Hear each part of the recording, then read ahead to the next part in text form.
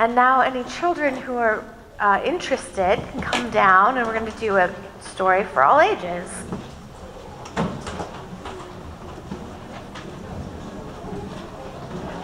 Yes.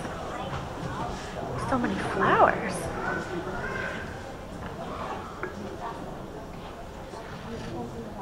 They're so pretty. I'm going to sit over here, so if you wanted to come closer this way. Have any of you heard of the book, The Little Prince? The Little Prince, you might have heard of it. It's a book that I read when I was little. And in this book, the Little Prince is a traveler. And he goes to another planet and is looking for other people or someone to have companionship with. And in this part of the story that I'm going to tell you, he meets a fox. Can you see the fox in this drawing? You see it? You see the fox? You see the fox? I see the fox in both pictures. Good, there's a fox in both pictures. And some of you said you've seen a fox in your own backyards or in the nature. And you have a very brief question.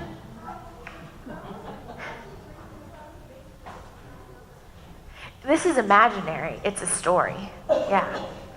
So that's how he can breathe when he's on another planet without a spacesuit.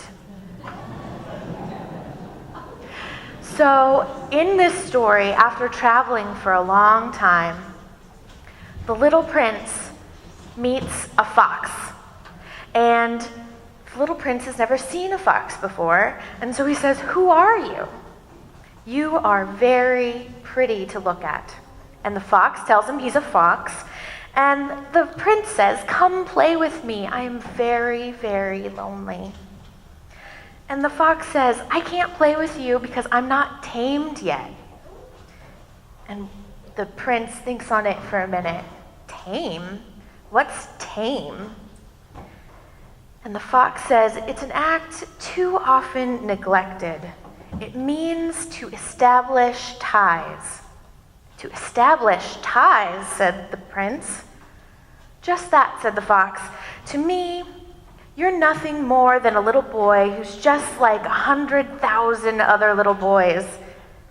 I have no need of you, and you, on your part, have no need of me. To you, I am just another fox, one just like 100,000 other foxes. But if you tame me, then we shall need each other. To me, you'll be unique in all the world, and to you, I shall be unique in all the world." And the prince thought about this and said, "Okay, I'm starting to understand." And earlier in his journey, he had met a flower like this one, that was very beautiful and had caught his heart. And he decided that this flower had tamed him. And the fox thought about it and said, "My life is very boring. All I do all day is chase foxes and run away from hunters. But my life might brighten up a little bit if you were to tame me." And the fox asked very politely, "Would you please tame me?" And the prince said, "I don't know. I'm very busy. I have lots of things to understand and friends to discover." And the fox replied, "One only really understands the things you've tamed. And most people don't have time to tame all of the things because the stores already have things ready-made. You don't have to go hunting for chickens because you get them in the store now.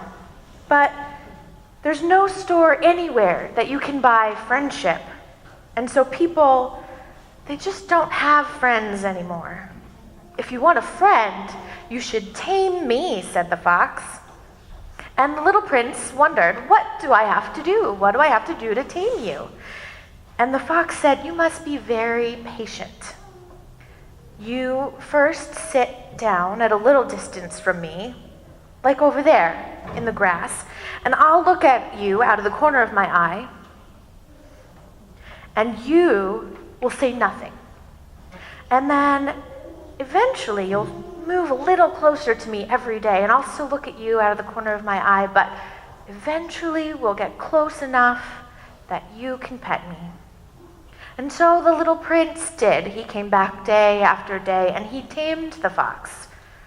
And then, when it came time to leave, the fox said, "Oh no, now that you have to say goodbye, I am sad and I am going to cry." And the little prince said, "I never wished you any sort of harm, but you wanted me to tame you." "Yes," said the fox. "But now you're going to cry," said the prince. "Yes," said the fox. "This has done you no good whatsoever." And the fox replied, "It has done me good, because I will now always remember you. You will no longer just be one little boy out of 100,000, and I will no longer just be one fox out of 100,000. We will be special to each other." And he said, "Go look again at your roses," all of the flowers that he saw, and recognize that none of them are your flower, only your special one. And the little prince decided to do that, and he looked, and the roses were not his rose or his flower, only his special one. And he said, "You are all beautiful, but you're not my rose." And then he went back to see the fox, and the fox said, "I'll tell you a secret. It's a secret. You want to hear it? You must not forget it. It's very important. You become responsible for the things you've tamed. So once you've made a friend, you've become responsible for keeping up that friendship." Okay? It's a very important secret.